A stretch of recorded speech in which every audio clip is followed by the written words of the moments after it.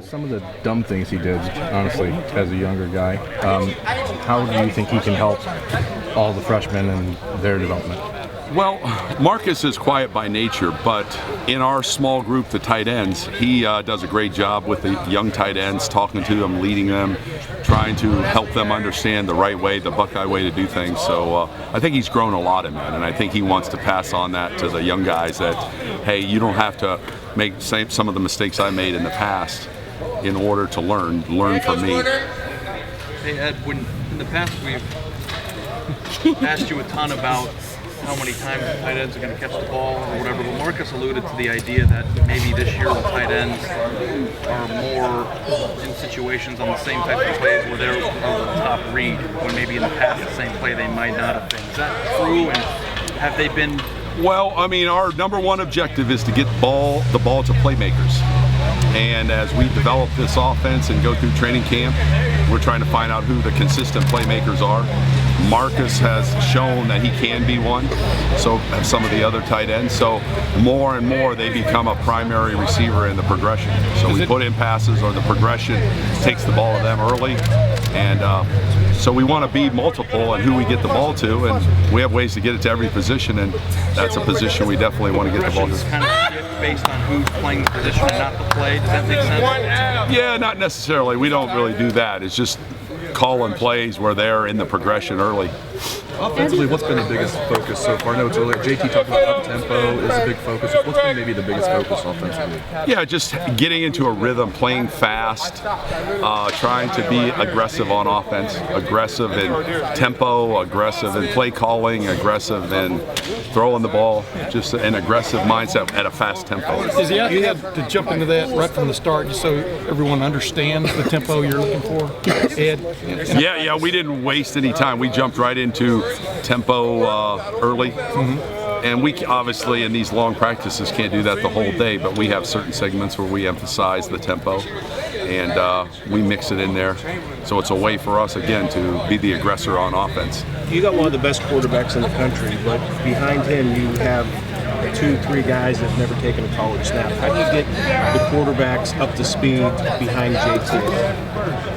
That is a challenge for us. It's a good challenge because Joe Burrow's come a long way and had a great spring game and has really continued to develop from there. And you know, our freshman quarterback, Dwayne, is really a talented individual. We like him. So we get a lot of reps in practice. So the one thing about tempo is we might be able to get 20 more reps. So guess who's going to get those? It won't be JT. It'll be those two guys, so that, again, they can get more work. Some young receivers, young running backs, young linemen. So the extra reps that we can pick up going on a little faster tempo is going to help our quarterbacks. Is Pat good to go physically? What's that? Is Pat good to go physically? Yes, he is. And he's on the plan we want him to be on. Pat's been here, 5-year guy, so we know what Pat can do and will do for us. So we're just being real smart with him through early camp. No real concerns? No concerns at all. Talk about, with this young team, how valuable it is for you to look back there and see JT running things.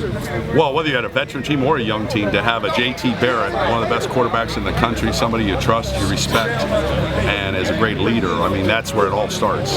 So it gives you more options. You have more ability to run a variety of plays. He's all-purpose. He can run the ball well. He can throw the ball short, medium, and long.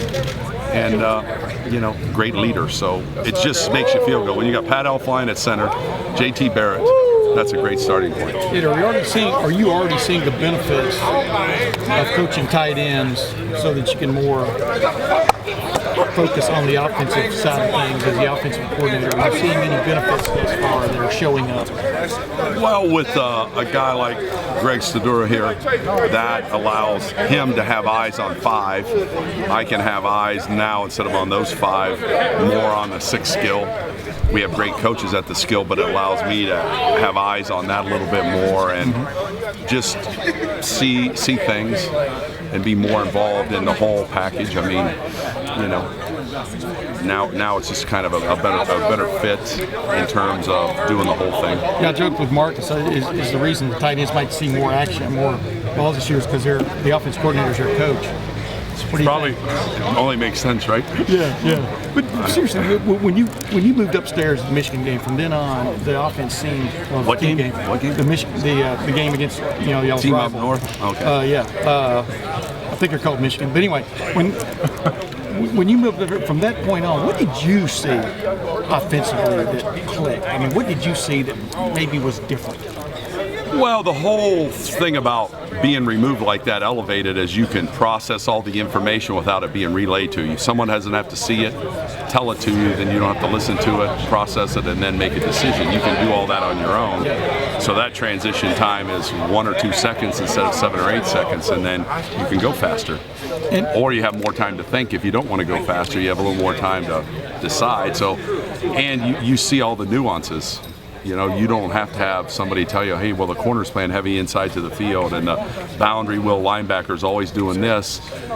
Because if you're on the field, you don't see any of that. You have to have all the pieces relayed to you. Up there, you see all the pieces if you have a good, broad vision of what's going on. So it's just easier to do that, and it's less chaotic. The sideline is, very high energy, loud, somewhat chaotic. Weather can affect things down there. So when you guys looked at last season and maybe planned for the alignment of the offensive coaching staff this fall, how much of the discussion was we are so much faster with Ed up there because of those things you're talking about?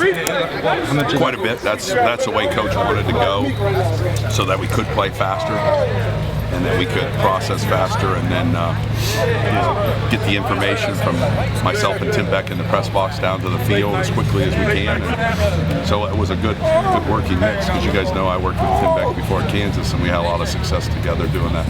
Ed, you've got a lot of young wide receivers and offensive skill players. I know it's early in camp, but are you seeing what you need to see from them the first few days? Yeah, I mean, they're hungry, they're fast and athletic. So we just have to see who can pick up the system and who can sustain through this part of training camp as it goes right now. They're going to start to hit the wall sooner than later, and then who can push through that and continue to learn and play fast. So, but it's exciting because we are very deep and skilled out there. Yeah, go back to that play calling thing though, with you and Tim sitting side by side. Is there a symmetry there that that you kind of guys kind of see the same things? Just oh yeah. I mean, that's part of why you build a coaching staff. I mean, if Coach Meyer and I didn't philosophically agree on things, we probably wouldn't be working together. I probably wouldn't be here. But I so believe in his philosophy that it's easy to work with him, and we mesh together. And then you want to bring other people into that. Greg Stadura, Tim Beck, those kind of guys that are all of the same mindset. So when we see something, we are all thinking the same thing. The same thing. They do this, it's coming out of 3 people's mouth. We should do this instead of everybody saying something different. So we're having more symmetry in that regard. It's a good flow, and we are philosophically in alignment on what we want to do. And we were when Tom Herman and I worked together with Coach Meyer, and we are with Tim Beck and with Greg, having worked with Coach in the past. So it's really it's a good situation. Offensive staff is in a good place. What's the biggest thing y'all have to get done? Marcus, how many times in his career would you estimate that he's been the first read on a play in a game? Ooh, I don't know. That's hard to say. Probably not too many, but hopefully we can change that. Yeah. The fact that it's changing says more about him and his role, or the role of the tight end in this offense this season? The role of all the pieces. If you have talent at every position, then you need to use it. And so a tight end can really be, as you can see in the National Football League, the tight ends that are exceptional really help their offenses. And so a big player in the middle, it's a matchup problem.